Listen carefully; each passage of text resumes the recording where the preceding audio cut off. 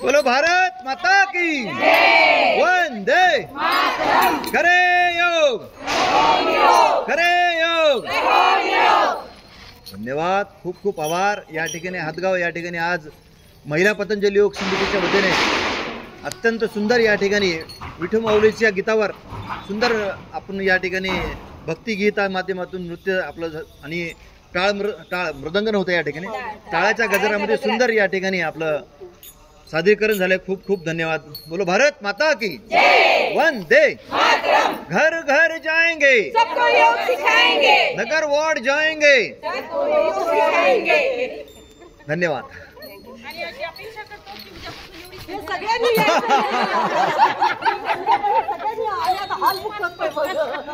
नाही होईल होईल लवकरच या ठिकाणी आपलं एक मोठं शिबिर होईल, जवळपास 400-500 जणांचं होईल शिबिर।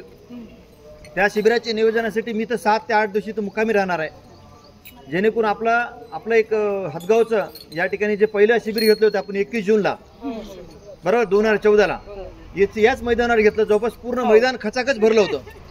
त्यावेळेस मी पहिल्यांदा आलो होतो, मला सगळ्यांनी मला बोलवलं होतं। आदरणीय आपले शैलेंद्रजी नावडे यांनी मला पाचारण केलं होतं। गायत्रीताई आहेत, सुमित्राताई आहेत आणि डॉक्टर पवारताई येतात, मामिडारताई येतात, बाकी इतरांचा सगळ्यांचा परिचय असून नसून तुमचा काय तोष्णीवाल, हा तोष्णीवाल, हा चेहरे लक्षात आहेत परंतु नाव लक्षात नाहीत।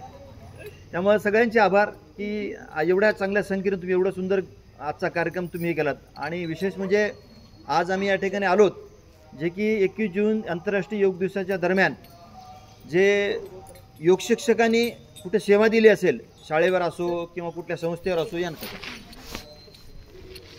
त्या सगळ्या योग शिक्षकांचा सन्मान करण्यासाठी भारत स्वाभिमान ट्रस्ट, पतंजली योग समिती, युवा भारत, महिला पतंजली योग समिती, सोशल मीडिया असे 5 ते 6 संघटनांच्या समितीच्या माध्यमातून आज जे आपली सगळ्या योग शिक्षकांचा सन्मान होणार आहे प्रमाणपत्र देऊन, त्या सन्मानासाठी आम्ही या ठिकाणी आदरणीय भारत स्वाभिमान ट्रस्टचे जिल्हाध्यक्ष आदरणीय रामजी शिवकुमार काका, त्याचबरोबर आमचे जिल्हा कार्यकारिणी सदस्य काय नाव आपलं दिनेशजी आर्य हे सुद्धा आम्ही या ठिकाणी आलो आहोत। तर आजची जे सगळ्यांची महिलांची एकजूटता पाहून मला इतका आनंद वाटला की खरोखरच आपलं येणारं हातगावचं शिबिर नांदेड जिल्ह्यातलं सर्वात मोठं शिबिर होईल।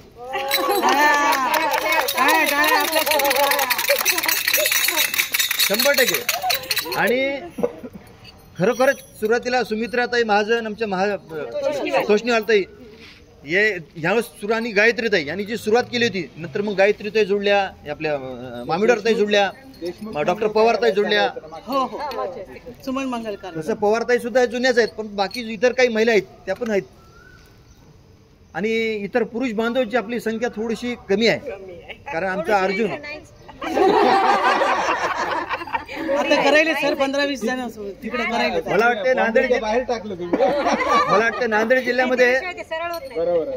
जिल्ह्यामध्ये जे नरेंद्र मोदी जे महिला आरक्षण केले ना ते हातगावमध्ये सगळ्यात जास्त आहे। त्यामुळे येणाऱ्या काळात महिलांचं सगळ्यात मोठं शिबिर होईल। आणि जमलं तर आपण आदरणीय संजीवनीताई माने आणि आपल्या काही प्रांताचे पदाधिकारी त्यांना आपण पाचारण करू शिबिरासाठी, आणि आमच्या प्रांताचे पदाधिकारी, जिल्ह्याचे पदाधिकारी, आपण सगळे मिळून आपण एक मोठं शिबिर घेऊ. आपल्या शिबिराचे आयोजक सुद्धा भेटलेले आहेत, त्यांनी जवळपास पूर्ण शिबिराचा खर्च करणार आहेत. मी त्यांना बोलणं झालंय. आपली फक्त आता मोठं मंगल कार्य कोणतं आहे तुम्ही सुचवा, त्याच्यानुसार आपण हा बस मग तेच घेऊ. आपण आयोजक आहे, सगळे खर्च करायला तयार आहेत. 2 शब्द मी बोलतो. तर या ठिकाणी आदरणीय रामजी शोभना काकांना विनंती करतो की त्यांनी या ठिकाणी मार्गदर्शन करावं. ओम. तुम्ही पण केलं होतं सर तेव्हा, घेतला होता क्लास सरांनी घेतलं होतं ना. सरांनी पण घेतलं होतं.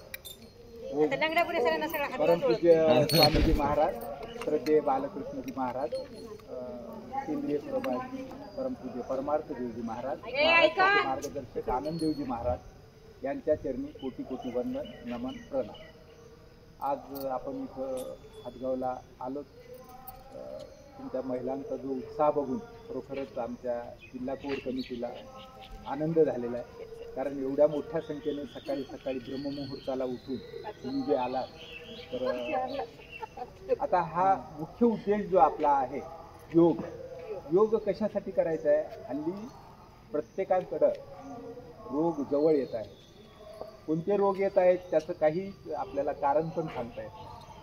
आपली जीवनशैली, आहार, दिनचर्या चुकीची होत आहे. या दिनचर्येमुळे प्रत्येकाला निरोगी राहावं असं वाटत असतं.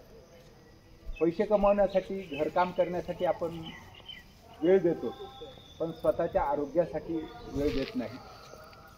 तर त्यासाठी योग आवश्यक आहे. योग करणं आवश्यक आहे. योग फक्त व्यायाम नाही. लोकांचा समज असा आहे की योग म्हणजे फक्त व्यायाम. योग म्हणजे आध्यात्मिक विद्या आहे. योग म्हणजे जीवनशैली आहे. योग चिकित्सा पद्धत आहे. योग विज्ञान आहे. योग आपली चेतना जागृत करत असते. आपलं शरीर, बुद्धी, मन, आत्मा याचं संतुलन हे योगामुळे होत असतं. आपला शरीर तर निरोगी राहणारच आहे, त्यासोबत आपली लाईफस्टाईल जी आहे ती निश्चितपणे बदलणार आहे योगामुळे. काय होतं, शारीरिक आपण निरोगी राहतो,